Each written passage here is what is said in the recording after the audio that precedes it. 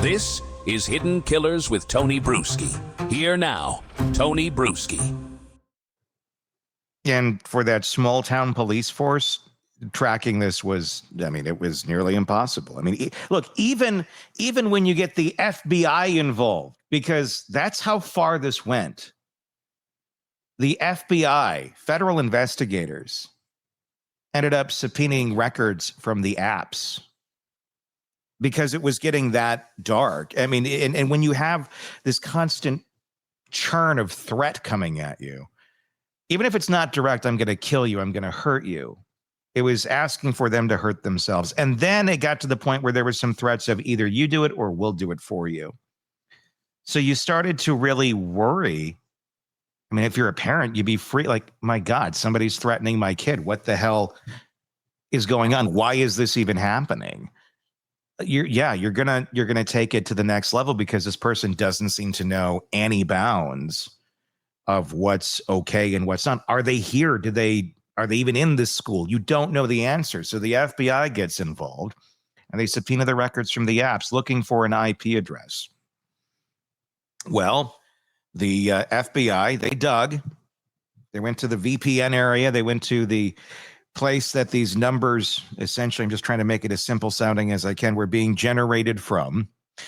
And then from there, they subpoenaed that information, and that could tell us, well, who was requesting, what IP address, what computer is speaking to this one saying we need fake phone numbers, because that's going to tell you who's behind all of it. And the reveal? It wasn't a classmate. It was not a jealous peer. The IP traced back to the girl in this story. Her name is Lauren, in case you forgot. Back to her home. So what's going on? Initially, some people were thinking, was she doing this? Was she sending these to herself for attention? It's not out of the question. There's all sorts of, young girls, young boys, that will do things for attention. To very extreme degrees. And then it's exposed and it's like, why were you doing that? And it's a cry for help in some way, shape, or form, but ultimately to get attention. But here's the thing. It wasn't her. It was not Lauren texting these things to herself for attention. The person who was literally texting someone, you should kill yourself if you don't do it soon.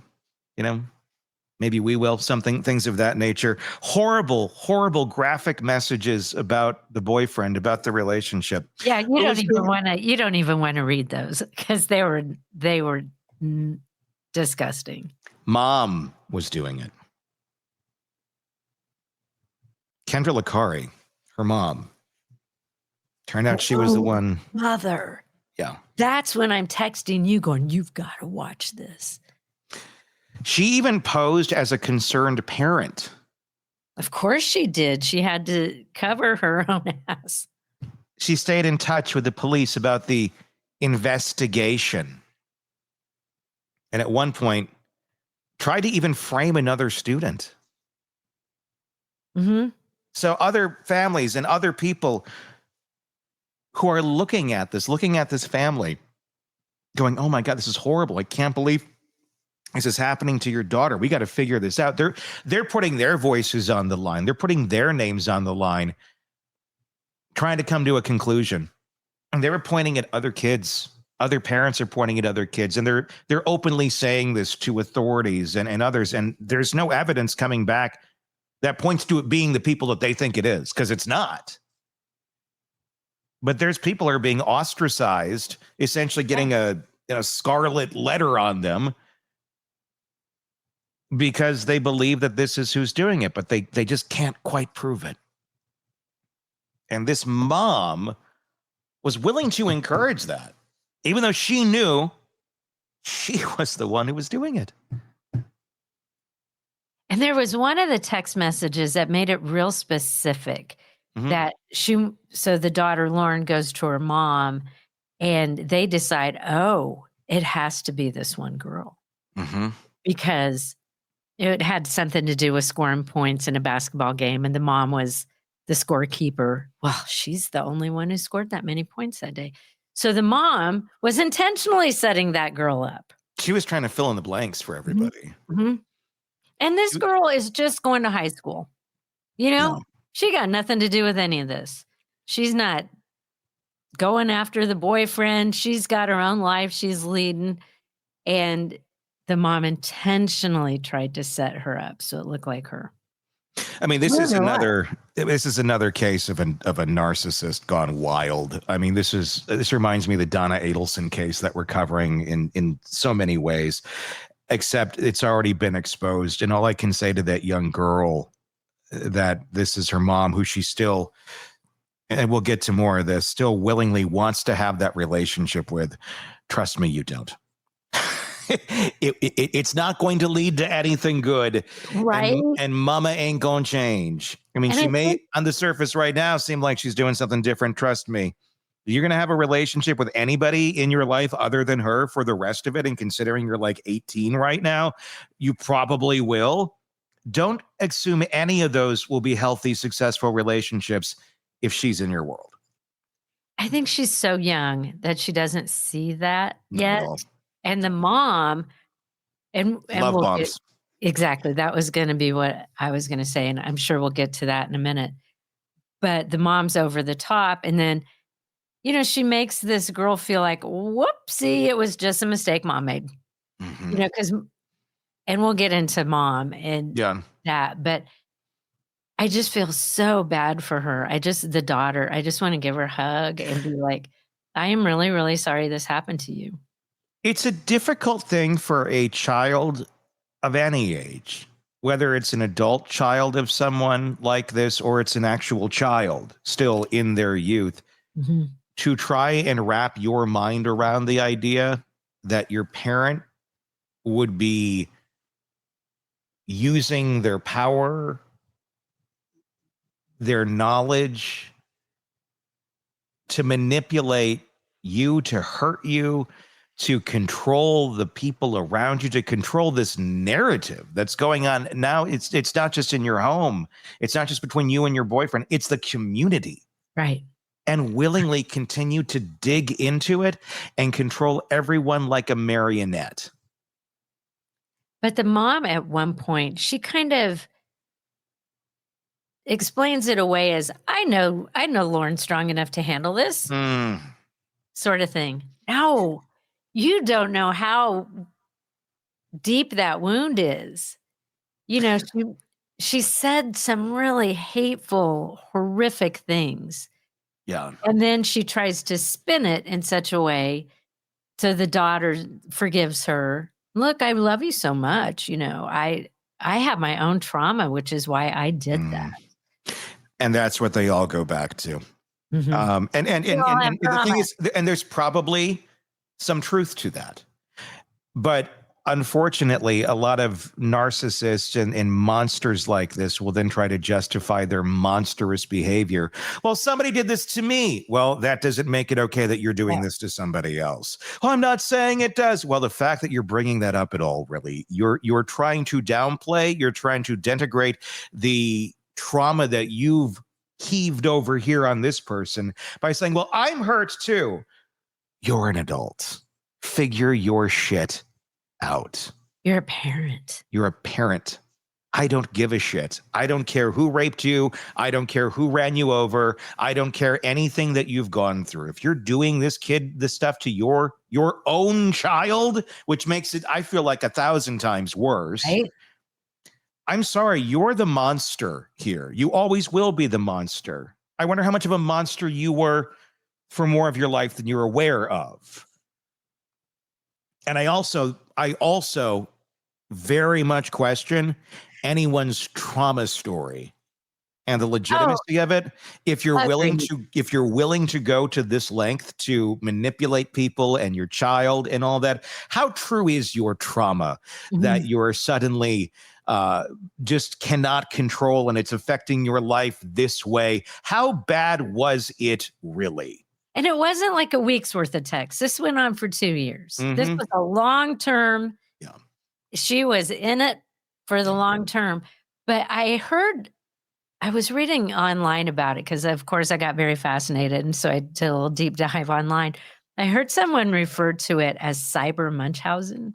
Yeah, I don't know if that's a technical term, but I guess I don't think it is, but Yeah. I get what they were saying with that term. Yeah. That it was hurting. It sets the daughter up to be really, really, really hurt and to run to the one person where she always finds comfort, and that's mom. Yeah. And I'm like, that kind of makes some sense to me. But I also think there's something else to it as well. That might be part of it, but all of the healthy people in the world look at this and go, we got to put a label on it because we have to understand it. If we can put a label on it, there's a group of these people, they do things like this and they do it because of this, and it makes them safer. They're over here in this category. Sometimes there's just horrible people. Mhm.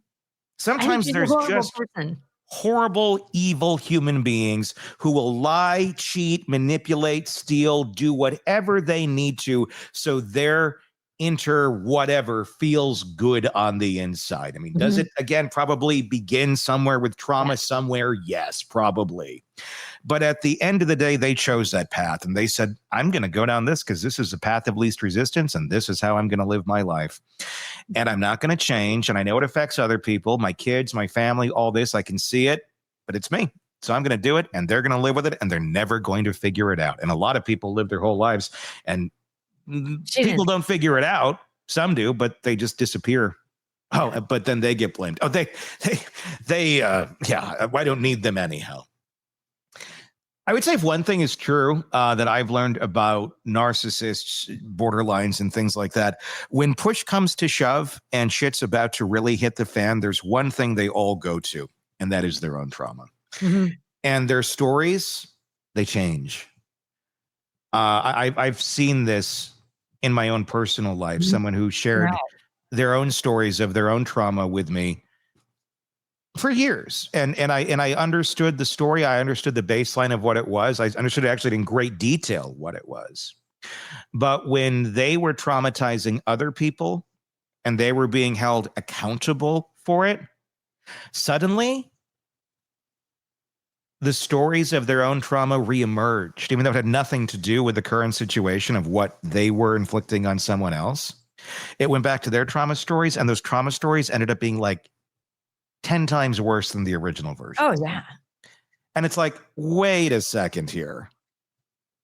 Like, this is not remotely how you've said. And I get, sometimes people, that they don't want to share it. And I get that. This is not that. This is posturing. This is acting. This is making it far worse than anything could possibly have been to get sympathy and empathy for your own absolutely awful, deplorable behavior, because there's no other way out of it. See, I think she wasn't ever planning on getting caught. I think they never are. Things going on.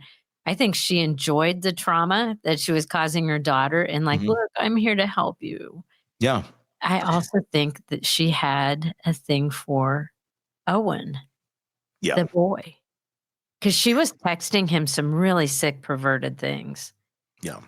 And the same things to the daughter. And I